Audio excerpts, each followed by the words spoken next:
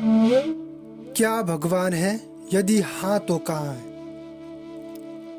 क्या सच में इस ब्रह्मांड में ईश्वर नाम की चीज है? यदि दुनिया में कुछ विषय विवाद और भ्रम के हैं तो उनमें यह भी एक अति महत्वपूर्ण विषय है। इस ब्रह्मांड में कुछ लोग मानते हैं कि ईश्वर होता है और कुछ लोग मानते नहीं है कि ईश्वर नहीं है।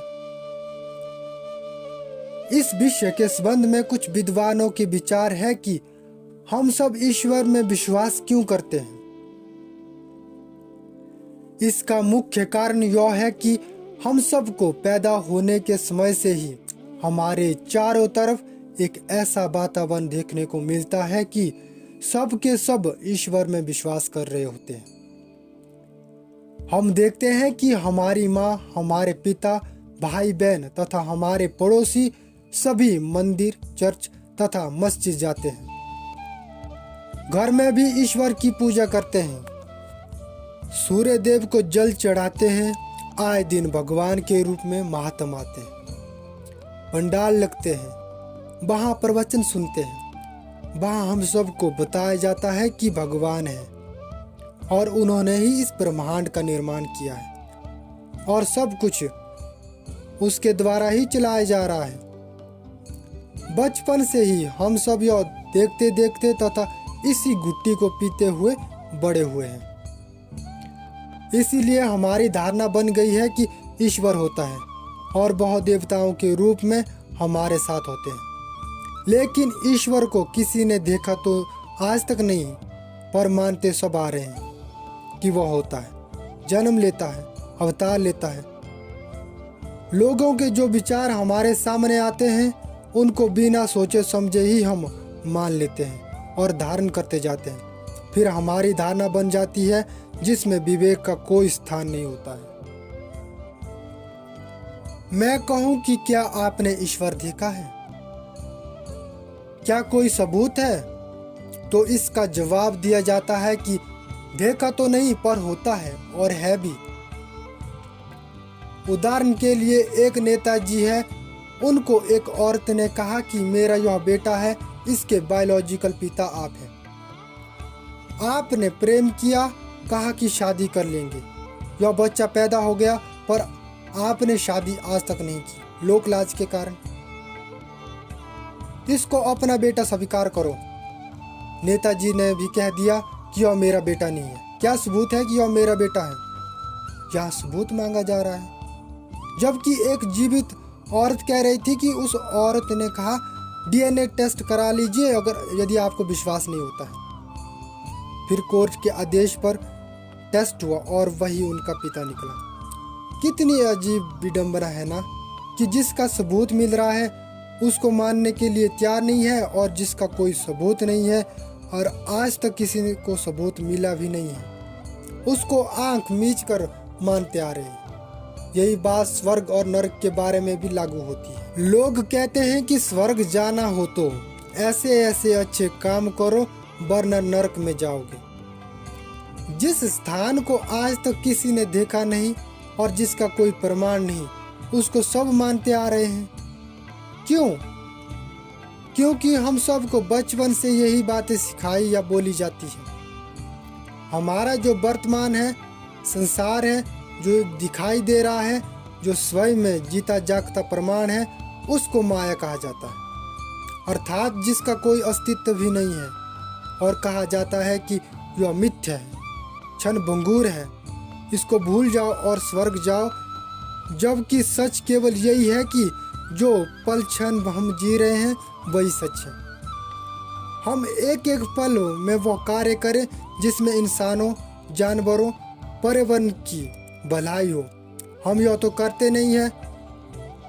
वो यह कि जिन माँ बाप को जीवन भर सुख ना दे सके, उनके मरने पर हम उनकी आत्मा की शांति के लिए गरीबों को नहीं बल्कि मोटे तगड़े लोगों को बढ़िया भोजन कराते हैं, दान देते हैं। हम स्वर्ग पाने के लिए भूखे रहकर व्रत भी करते हैं। जब मैं लोगों को इतनी तमन्नाओं से पूजा पाठ में लीन देखता हूँ तो मन में हमेशा एक सवाल उठता है कि ईश्वर कहाँ है? अगर है तो छिपा क्यों है? सामने क्यों नहीं आता है? पौराणिक कथा के अनुसार द्रौपदी का चीर हरण होते समय कृष्ण भगवान उसकी रक्षा करने के लिए पधारे थे। किंतु आज जब हजारों लाखों छोटी छोटी बच्चियों तथा स्त्रियों का बलात्कार होता है या शोषण होता है, तो ईश्वर इनकी रक्षा करने के लिए क्यों नहीं आता है? ईश्वर को हम रोज कहते हैं, तुम ही हो माता, तुम ही हो पिता, तुम ही हो बंधु सखा, और माँ बाप को सभी बच्चे बराबर प्रिय होते हैं। तो फिर इनकी आवाज क्यों नहीं सुनी जाती जो द्रौपदी की सुनी गई थी? क्या बलात्कार होते समय कोई बच्ची या औरत भगवान को याद नहीं करती? शायद ही कोई ऐसी बच्ची या औरत हो जो यह न कहती हो कि हे भगवान मुझे बचा लो। जब धर्म के नाम पर हिंदू, मुस्लिम, सिख, ईसाई एक दूसरे को मारते काटते हैं, तब ईश्वर कहाँ होता है? उनको पहले ही सद्बुद्धि क्यों नहीं देता है? जबकि ये सब तो उसी के नाम पर उसी के लिए लड़ रहे होते हैं। हम अपने सामने कितनों को धर्म और जाति के नाम पर मरते और मारते देखते हैं, फिर भी हमारी आंखें नहीं खुलती है। वास्तव में इस मारकाट के बीच में ईश्वर तो कहीं है ही नहीं।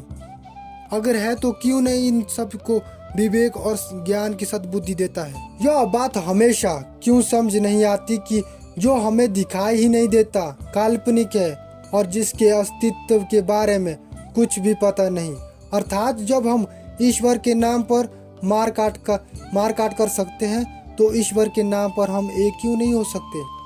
एक तरफ हम कहते हैं कि ईश्वर सबके दिलों में बसता है, और दूसरी तरफ हम सब थाल से जाए उसको मंदिर, मस्जिद, गुरुद्वारे तथा चर्चों में ढूंढते फिरते हैं। अगर ईश्वर वास्तव में है और हमारे अंदर है, तो क्यों उसके दर्शन के लिए जगह जगह बने मंदिरों तथा गुफाओं में तलाशते फिरते हैं? यह सब कुछ देख सुनकर भी क्या हम सब का दिल यह पुकार नहीं करता है कि ईश्वर कहाँ है, क्यों छिपा है? लगता है ईश्वर सिर्फ धंधेबाजों की दुकानों में मूर्तियों के रूप में, अच्छे अच्छे कलात्मक चित्रों के रूप में रखा है, जो कि ऊंची ऊंची बोलियों में बिकता है, या फिर मंदिर की मूर्तियों में है जहां उसका इस्तेमाल भक्तों से पैसा जमा करने तथा हजारों रुपए के प्रसाद चढ़वाने के लिए किया जाता है। लगता है वह धर्म की दुकानदारी में धंधेबाजों का पार्टनर है। सच तो ये है कि ईश्वर का अस्तित्व वैसा नहीं है जैसा हम समझते हैं। वास्तव में इस दुनिया में ईश्वर नाम की कोई चीज नहीं है। हमें प्रकृति ने पैदा किया है तथा भगवान एक विश्वास है जो कि एक काल्पनिक है, बाकी कुछ नहीं। Thank you. यदि आप लोगों को मेरा वीडियो अच्छा लगा तो प्लीज करके लाइक, शेयर, सब्सक्राइब कर दीजिए। Bye bye.